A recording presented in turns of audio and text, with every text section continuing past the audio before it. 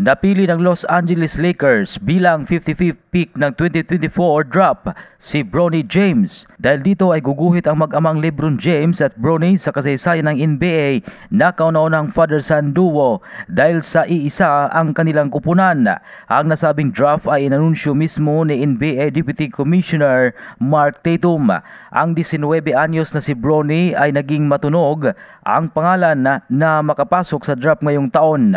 Galing sa Sierra Canyon School sa California at pumirma na naglaro sa collegiate level sa USC Trojans. Noong Hulyo ng nakaraang taon ay nakaranas ito ng cardiac arrest na nagresulta sa congenital heart defect. Matapos na makarecover ay bumalik ito sa paglalaro kung saan mayroong 25 appearance sa 2023 to 2024 season kung saan nag-average lamang siya ng 5 points, 3 rebounds at 2 assists.